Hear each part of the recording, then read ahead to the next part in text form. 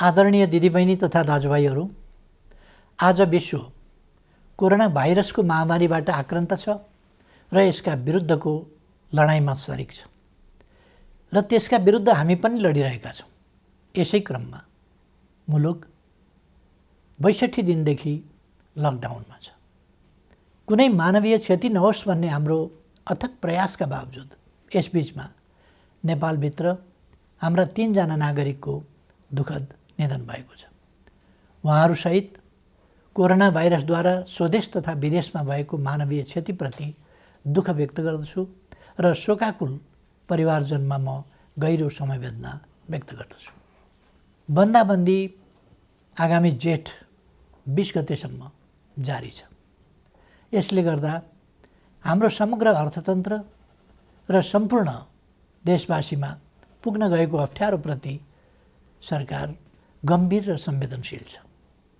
Corona महामारीबाट जनतालाई मुक्त गर्ने, यसबाट सिर्जित सङ्कटबाट मुलुकको अर्थतन्त्रलाई रक्षा गर्ने र रोग तथा भोगबाट आफ्ना जनतालाई जोगाउने कामलाई सरकारले आफ्नो प्रमुख दायित्व ठानेको छ। दाजुभाइ तथा दिदीबहिनीहरू, 1 महिना अघि सम्बोधनका क्रममा मैले आउने साताहरू अझ चुनौतीपूर्ण हुने बताएको थिएँ। फागुन 3 गतेदेखि चैत 29 गतेसम्म झन्डै 2 महिनासम्म सङ्क्रमितको सङ्ख्या दोहोरो अङ्कमा ननाग्नु र मानवीय क्षति बेगर बन्दाबन्दीको पालना हुनुले विश्व स्वास्थ्य सङ्गठनले हाम्रो मुलुकलाई अति जोखिमबाट जोखिमको तहमा प्रगति भएको बताएको थियो। तर नयाँ वर्षको पहिलो हप्ता बितेसँगै महामारीको सङ्क्रमण फेरि विस्तार हुन थाल्यो। यति बेला सङ्क्रमितहरूको सङ्ख्या 600 नागेको छ। आसन्न जोखिमले हामीलाई थप सजग हुन, अझ उच्च योजनाका साथ सङ्क्रमणलाई नियन्त्रण गर्न र राज्यका सबै अङ्गहरूलाई महसुस हुने गरी अझ चुस्त र प्रभावकारी बनाउन माग गरेको छ।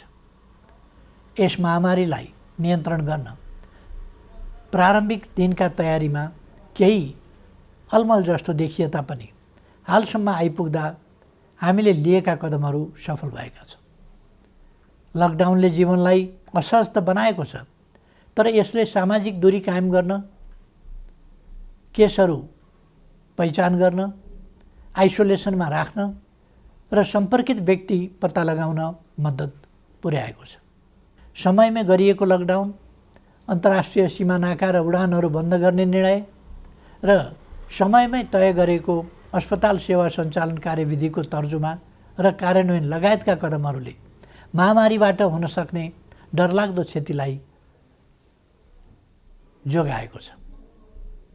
यसबीचमा 2 महिनाका शिशुदेखि 81 वर्षीय वृद्धासम्मलाई निको पार्न सकिनुलाई उपलब्धिका रूपमा लिइनुपर्दछ। यसरी दक्षिण एसियाका कतिपय मुलुकहरूको तुलनामा नेपालमा महामारी नियन्त्रणको स्थिति प्रभावकारी छ, तर त्यो ढुक्क भएर बस्ने स्थितिमा भने छैन। कोरोना विरुद्धको हाम्रो लडाईँ निकै चुनौतीपूर्ण र लामो छ भन्ने यथार्थप्रति सरकार सचेत छ। आपूर्तिका सीमित स्रोत भएका कारण औषधि र स्वास्थ्य उपकरणको खरिदमा सिर्जना भएका केही अप्ठ्याराहरू हल भएका छन्। एकमात्र प्रयोगशालाबाट सुरु भएको कोभिड-19 को परीक्षणलाई 7वटै प्रदेशसम्म विस्तार गर्दै 20 भन्दा बढी प्रयोगशालाबाट अहिले तीव्र बनाइएको छ। परीक्षणको दायरालाई विस्तार गर्न किट तथा औषधिको प्रबन्ध द्रुत गतिमा गरी यसलाई यथाशीघ्र अझै उन्नत बनाइनेछ। विज्ञहरूले दिएको सल्लाह बमोजिम कम्तीमा जनसङ्ख्याको 2% परीक्षण विस्तार गर्ने योजनामा सरकार छ। प्रत्येक स्थानीय तहलाई कोभिड-19सँग जुझ्न सक्ने गरी स्वास्थ्य सुरक्षा, स्वास्थ्य सेवा, आधारभूत वस्तुहरूको आपूर्ति र शान्ति सुव्यवस्था कायम गर्न सक्ने तुल्याउन सङ्घ र प्रदेश बीचको सहकार्यलाई थप प्रभावकारी बनाइनेछ। खास गरी क्वारेन्टाइनको प्रबन्ध, राहत वितरण, आपूर्ति प्रणालीको व्यवस्थापन र अनुगमनमा स्थानीय तहलाई सक्षम पार्ने गरी साझेदारी अघि बढाइनेछ। क्वारेन्टाइनको सङ्ख्या बढाउने र त्यसको स्तरमा पुनरावलोकन गरी व्यापक सुधार गरिनेछ। आवश्यकता अनुसार बन्द अवस्थामा रहेका होटल तथा उपयुक्त सार्वजनिक संरचनाहरूलाई समेत क्वारेन्टिनको रूपमा प्रयोग गर्ने बारेमा समेत योजना बनाइएको छ। केन्द्रीय योजना र स्थानीय तहको व्यवस्थापनमा सङ्क्रमित नागरिकको स्वास्थ्योपचार र क्वारेन्टिनमा राखिएका व्यक्तिहरूको खानपान तथा हेरचाह व्यवस्थित गरिनेछ। महामारी विस्तार भएको ठाउँलाई सिल गरी त्यहाँ युद्ध स्तरमा परीक्षण तथा नियन्त्रणको कार्यलाई अघि बढाइनेछ। महामारी अहिले फैलिँदो अवस्थामा छ। यस महामारीसँग जुझ्न सबै सरकारी निकायहरू चुस्त र प्रभावकारी हुनै पर्दछ। समयको चुनौती सामना गर्न नसक्ने कुनै पनि संरचनाको नेतृत्वको तत्काल पुनर्व्यवस्था गरिनेछ। राष्ट्रिय सङ्कटको यस घडीमा खेलेको भूमिकालाई नै सम्बन्धित व्यक्तिको मूल्याङ्कनको मुख्य आधार बनाउँदै दण्ड र पुरस्कारको व्यवस्था गरिनेछ। कोरोना महामारी विरुद्ध एकीकृत कमान्ड एवं केन्द्रीय योजनालाई थप प्रभावकारी बनाइनेछ। सङ्घ, प्रदेश र स्थानीय तहबीच कोरोना सङ्क्रमण रोकथाम र नियन्त्रणका क्षेत्रमा जीवन्त सूचना संवाद तथा प्रभावकारी समन्वयका लागि तीनवटै तहमा सम्पर्क व्यक्ति वा निकाय तोकी विद्यमान संस्थागत व्यवस्थालाई अझ चुस्त तुल्याइनेछ। फैलिँदो महामारीप्रति चासो राख्ने र यस महामारी विरुद्धको लडाइँमा कुनै न कुनै रूपमा संलग्न विभिन्न पक्षलाई समेटेर एउटा परामर्शदात्री संयन्त्र छिटै घोषणा गरिनेछ। दिदीबहिनी तथा दाजुभाइहरू, कुनै पनि विषयले कोरोना विरुद्धको जारी युद्धलाई कमजोर पार्न हुन्न भन्नेमा म स्पष्ट छु। मैले पहिले पनि भनेको छु, मानिसका लागि जीवन पहिलो कुरा हो। रोग वा भोग केहीबाट पनि हाम्रा देशवासीको जीवन जोखिममा पर्न नदिन सरकार हदैसम्म प्रयत्नशील रहन्छ। यस कार्यमा सरकार सबै देशवासीबाट आजसम्म प्राप्त सहयोगका लागि आभारी छ र आगामी दिनमा थप रचनात्मक सहयोगको अपेक्षा पनि गर्दछ। अहिले मुलुक बाहिर रहेका नेपालीहरूको घर फर्किने क्रम बढेको छ। मैले नेपालीहरूको ठुलो सङ्ख्यामा कार्यरत रहेका मुलुकका सरकार तथा राष्ट्र प्रमुखसँग गम्भीर संवाद गरेको छु। नेपालीहरूको अप्ठ्यारोमा सहयोग गर्न मैले गरेको आग्रहमा उहाँहरूले निश्चिन्त रहन आश्वस्त पार्नु भएको छ। म उहाँहरू सबैलाई धन्यवाद भन्न चाहन्छु। यसका अतिरिक्त कोभिड-19 को विश्वव्यापी सङ्क्रमणको कारणबाट उत्पन्न असहज परिस्थितिमा स्वदेश फर्कनुपर्ने अवस्थामा रहेका नेपालीलाई स्वदेश फर्काउने व्यवस्था सम्बन्धी विस्तृत योजना सहितको आदेश तत्काल जारी गरिनेछ। विश्वका जुनसुकै कुनामा अप्ठ्यारोमा परेका आफ्ना देशवासीहरूलाई सरकारले समयमै उद्धार गर्छ। समस्याको प्राथमिकता र देशभित्रको तयारीका बीच सन्तुलन मिलाउँदै यो काम छिट्टै सुरु गरिनेछ। सरकार आफ्ना नागरिकप्रति संवेदनशील छ, यसमा निश्चिन्त रहन म सबैमा आग्रह गर्दछु। विश्व स्वास्थ्य सङ्गठनको प्रोटोकल अनुरूप घर फर्कनेहरूको सीमा पार गर्नु अघि अनिवार्य परीक्षण हुनुपर्ने थियो, जसले महामारीलाई समुदाय स्तरमा फैलिनबाट धेरै हदसम्म जोगाउन सक्थ्यो। तर छिमेकी मित्र राष्ट्र भारतबाट अधिकांश घर फर्कनेहरू नियमको पालना र परीक्षण बिना नै अनेक कष्ट झेल्दै ठुलो सङ्ख्यामा सीमा पार गरिरहनु भएको छ। परीक्षणको अभावमा महामारी तीव्र गतिमा फैलिनमा यसले पनि योगदान गरिरहेको छ। स्वदेश भित्रिसक्नुभएका दाजुभाइ दिदीबहिनीहरूले छिटो परीक्षण गर्न, सामाजिक दूरी कायम गर्न, सुरक्षित ढङ्गले क्वारेन्टिनमा रहन र अन्य नियमहरूको पालना गर्न जरुरी छ। यस काममा उहाँहरूलाई आवश्यक सहयोग पुर्याउने थप दायित्व स्थानीय तहको काँधमा आइपरेको छ। यस्तै अवस्थामा जनस्तरमा पारस्परिक सहयोगको आवश्यकता हुन्छ। जनताबीचको आपसी सहयोग र सजगतामा मात्रै कोरोना जस्तो महामारीको सङ्क्रमणलाई नियन्त्रण गर्न सकिन्छ। हामी स्पष्ट हुनुपर्दछ, कोही पनि रहरले मात्र विदेशिएको हुँदैन। कोरोना सङ्क्रमण जो कसैलाई पनि हुनसक्छ, कसैले पनि इच्छाले सङ्क्रमण बोकेर फर्किएको पनि हुँदैन। कसैको पनि बोली र व्यवहारबाट घर फर्किएकाहरूको आत्मसम्मानमा चोट नपुगोस् भन्नेमा सचेत रहन म सबै देशवासीहरूलाई आग्रह गर्दछु। घर फर्किएका सबै दिदीबहिनी दाजुभाइहरूलाई आफ्ना कारणले आफ्नो परिवार, छरछिमेक तथा समुदायमा महामारी नफैलियोस् भन्नेमा सतर्क रहन र चिकित्सक तथा प्रशासनको सल्लाह बमोजिम स्वास्थ्य सम्बन्धी अन्य नियमहरूको पालना गर्न अनुरोध गर्दछु। अप्ठ्यारो बेलामा केही तत्त्वहरू जनतामा भ्रम फिजाएर आफ्ना अलग स्वार्थ र उद्देश्यहरू पुरा गर्न सक्रिय हुन सक्दछन्। यसरी जनतालाई भ्रमित गर्दै समाजमा असन्तोष फैलाउन उद्धत गैर जिम्मेवार तत्त्वहरूको बहकावबाट सतर्क रहन समेत आह्वान गर्दछु। विश्वव्यापी प्रवृत्ति र हाम्रो मुलुकमा त्यसको प्रभावलाई हेर्दा यस महामारीको सङ्क्रमण अझै केही अवधि जारी रहने देखिन्छ। समुदायमा सङ्क्रमण थप विस्तार हुन नदिन आवश्यक सावधानीका साथ केही नयाँ कदमहरू चालिनेछ। महामारीका कारण माध्यमिक शिक्षा परीक्षा एसईई सञ्चालन हुनुभन्दा 2 दिन अगाडि स्थगित गर्नु परेको थियो। यो परीक्षा सञ्चालन हुन नसक्दा लाखौँ विद्यार्थी अहिले अन्यलमा छन्। अहिले तत्काल परीक्षा सञ्चालन गर्न सकिने अवस्था पनि विद्यमान छैन। तसर्थ एसईईका परीक्षार्थी विद्यार्थीहरूको सिङ्गो शैक्षिक वर्ष खेर जान नदिन शिक्षा, विज्ञान तथा प्रविधि मन्त्रालयले छिट्टै आवश्यक प्रबन्ध मिलाउनेछ। आवश्यक नीतिगत व्यवस्थासहित मन्त्रालयले भर्चुअल कक्षाको समेत प्रयोग गरी सबै विद्यालयहरूमा नयाँ शैक्षिक वर्ष अन्तर्गतको पठन पाठन सञ्चालनको काम अघि बढाउनेछ। कोरोना भाइरस महामारीको जोखिम न्यून गर्दै आवश्यक आर्थिक क्रियाकलापलाई सुचारू गरिनेछ। सरकारको नीति तथा कार्यक्रममा जोड दिइए अनुरूप खेतीपातीको याम खेर जान नदिन सामाजिक दूरी र आवश्यक परहेजलाई ख्याल गरी कृषि कार्य अघि बढाइनेछ। समुदायमा सङ्क्रमण फैलिन नदिन मानिसको आवागमनलाई आवश्यक मात्रामा सीमित गर्ने गरी प्रशासनिक कडाइलाई भने कायमै राखिनेछ। कोरोना महामारीका कारण थपिन सक्ने गरिबी र बेरोजगारीलाई समाधान गर्न कृषि क्षेत्रको अहम भूमिका हुने कुराप्रति सरकार सचेत छ। ठुलो मात्रामा आधुनिक यन्त्र र प्रविधिको प्रयोग गरी व्यावसायिकीय कृषि उत्पादनको कार्य अपेक्षित मात्रामा हुन नसक्नु, मेहनत तथा लगानी गर्ने उत्पादक र मूल्य तिरेर खरिद गर्ने उपभोक्ताको अहित हुने, तर किसान र उपभोक्ताको बीचमा रहने बिचौलियाले भने अनुचित फाइदा उठाउने जस्ता समस्या कृषि क्षेत्रमा रहेको आजको गम्भीर समस्या हो।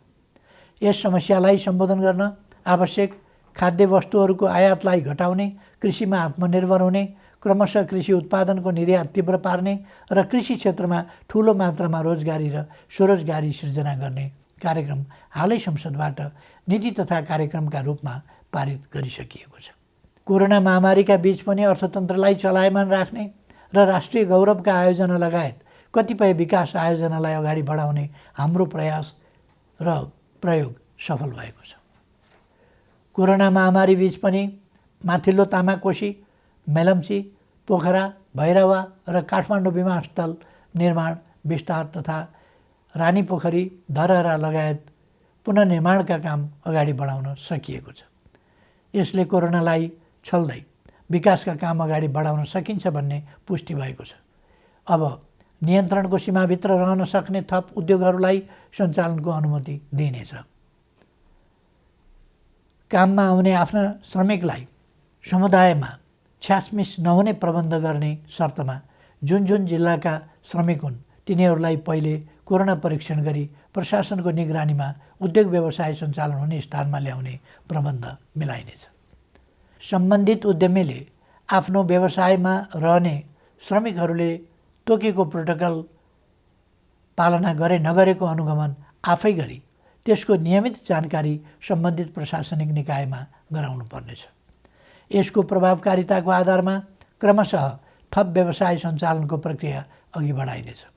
दैनिक आवश्यक वस्तुहरूको आपूर्ति सहज तुल्याउने र आन्तरिक उत्पादन वृद्धिका लागि कच्चा पदार्थदेखि उत्पादित वस्तुको बजारसम्मको श्रृङ्खला अवरुद्ध हुन दिइने छैन। आवश्यक वस्तुहरूको आन्तरिक ढुवानी र आयात निर्यात सहज बनाइनेछ।